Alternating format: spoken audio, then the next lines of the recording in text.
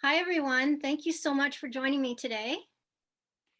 Thanks for having us. Hello. And my first question is for Floyd.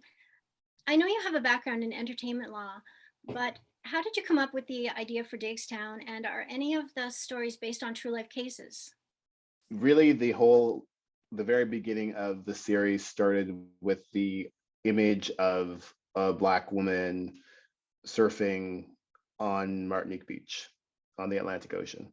That was really where that was really the genesis of the idea. And then the legal part of it kind of became, well, what's the procedural engine I can give a show that stars this woman? And that's when I started talking to friends who were legal aid lawyers. And then I was like, yes, this would be a good venue for a show, because whenever we see legal shows, they tend to be from the perspective of, high powered law firms with moneyed clients. And so this was an opportunity to do something that was the opposite of that.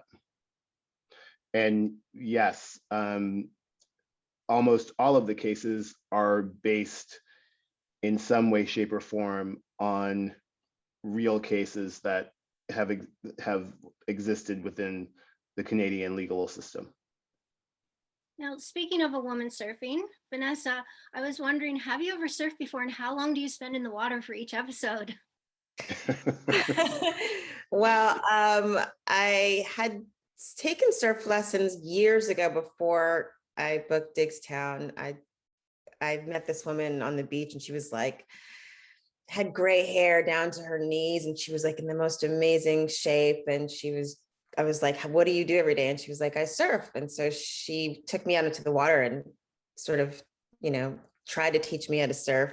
She had a lot of money, and I used all of her surfboards. And then after a couple of months, I actually got just too tired and too poor as a non-working actor and single mom, and I couldn't get my way over to Malibu to hang out with this woman. And then I sort of put it away. And then when Diggstown came about, they asked if I'd ever surfed before, and I was like, well, I'm not lying. I actually have surfed before. I'm not a good surfer. I just kind of left that part out. And so, yeah, I'm not a big surfer. We definitely have a surf double, a wonderful, amazing surf double who does an extraordinary job. And we don't, shoot those scenes throughout the whole season. We usually end up sort of compiling all of the surfing into, a couple of beach days that we get the shots. It must be a lot colder in Nova Scotia than in California. Oh yeah. But you know what, actually the wetsuit kind of, it all feels the same to me. I'm generally I like a warm sort of Caribbean or Hawaii kind of vibe, no wetsuit. So whether I'm putting a wetsuit on in Nova Scotia or putting a wetsuit on in California, it's all the same to me. Now, Shailene, your character has grown so much over the first two seasons. What do you like best about the direction your storyline is taking? I like that we're digging more into Iris's life. And so in season 2 was very interesting because we got to see a little bit of her background, her upbringing, the relationship with her mom, and that eventually unfolds to how that correlates to the relationship she gets into. Nicole, your character is introduced in season 3. What can you tell me about her, and what do audiences have to look forward to from her? I think they have lots to look forward to. I think a lot of viewers will see themselves in Ellery. She goes through a lot of change this season and gets confronted with a lot of her own biases. So I think in that regard, a lot of our viewers will have that in common with her and be able to kind of grow and learn alongside of Ellery. Looking forward to that. And Vinessa, the scenery in Nova Scotia, it's so beautiful in this series. What is the difference between working in Nova Scotia and living and working in Toronto? Oh my goodness, it's like night and day.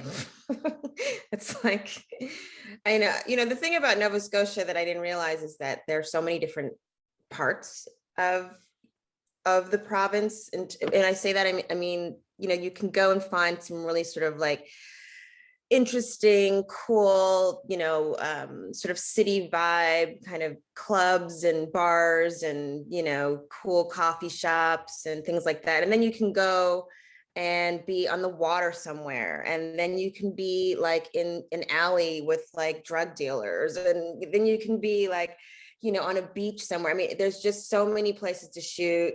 My favorite place to this day is still shooting in North Preston, which, I've said on multiple occasions, it feels like you're in like the deep South, like in some old Southern movie or something. It feels like a different time. It's just a beautiful, beautiful place in the summer. And Toronto is great too, because I'm a Toronto girl, but I love Nova Scotia. And Shailene, what do you like best about filming there? Oh my God, the sunsets. I don't shut up about the sunsets. Sunsets in Wales, season 1, like, God, I think I know the entire cast with my obsession of like wanting to see Wales. And I did. And I tell people all the time, I've traveled a lot, I've seen a ton of sunsets, and just there's something really magical about Nova Scotia sunsets. The air is so clean. There's water everywhere you go.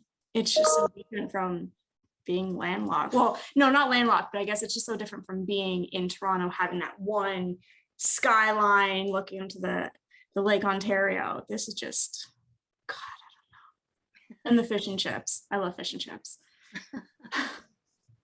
And Nicole, tell me what your thoughts are on working in Halifax. I know you're new to it, but you have a very fresh outlook on what it is. I was blown away by it. I loved it so much. I stayed. I'm still here. What I loved about it so much mostly was really the locals. I was kind of taken aback by how friendly everybody was and open and welcoming, which kind of made filming a unique experience for me because I'm used to working in Vancouver mostly. And I know all that crew. I've grown up with them my whole life. And this was a new group of people, and it's this great mix of younger people getting into it for the first time, and then like old like film and TV industry vets that have come in from maybe Toronto or have been in Halifax. And it's just a cool new crew to work with, and have all been just very welcoming and friendly and work really hard and love what they do. Floyd, what can you tell me about season 3? What do fans have to look forward to? I think there's a huge turn that happens at the end of episode 3 that propels the show into a different direction going forward. There's a massive event that happens at the end of the season that I think if you're a fan of the show, you're gonna find somewhat devastating, but also you're gonna be like, WTF, like what is like really what is going on? I mean, I'm just really pumped for people to see the end of to get to the end of 308 so they can actually see what we're talking about. I think people have to get to look forward to a lot of really great storytelling and a lot like specifically dealing with like really, of the moment issues that we're talking about in the zeitgeist, like, birth alerts with respect to Indigenous and Black women, and these terrible policies where, children get taken away from their mothers the moment they're born. We're doing a kind of a look at the whole area of police shootings, but doing it in sort of like a Diggstown way. We're looking at sexual assault, but once again, like we're doing it in the way that we would look at these issues.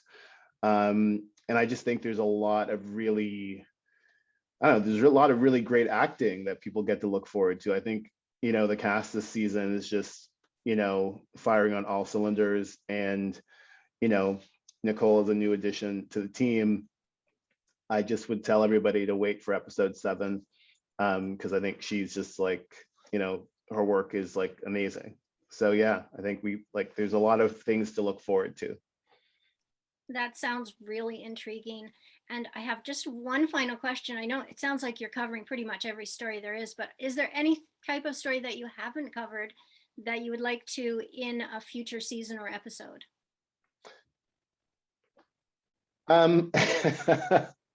It's funny that you asked this question because I was actually writing down the things that I want to talk about if we were to get a season 4. And I think for me, once again, we start with an issue, but then we want to look at what's the human angle in terms of getting to talk about that.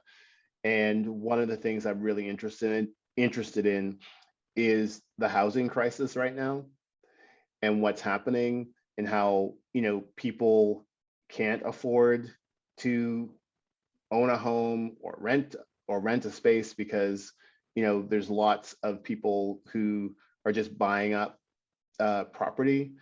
And one of the things that I was fascinated by was the protest that happened here in Nova Scotia, where the 10-year-old girl was pepper sprayed. And I thought, okay, there's something there that we could maybe build a story around. There's also the story about the guy in Toronto who was building the tiny shelters in Moss Park. And the police came, or the city came and basically said, you can't have them here, and started tearing them down. I think there's something very interesting within the intersection of those two real life events that if we got a season 4, it would be something I'd be interested in getting into. Yeah, that all sounds really fascinating. I cannot wait to see season 3 to start with, and I hope there will be a season 4. Pretty sure there will be. And I just want to say thank you all so much for chatting with me today. Thank you for having us. It's amazing. Thank you. Thanks for watching. If you're new to the channel, or if you're returning and you haven't hit that subscribe button yet, tap it now, plus the notification bell in the right-hand corner so that you make sure you don't miss out on any new celebrity interviews. While you're at it, hit the like button and tell me below in the comments, who's your favorite star? Who would you like to see me interview next? I'd love to hear from you.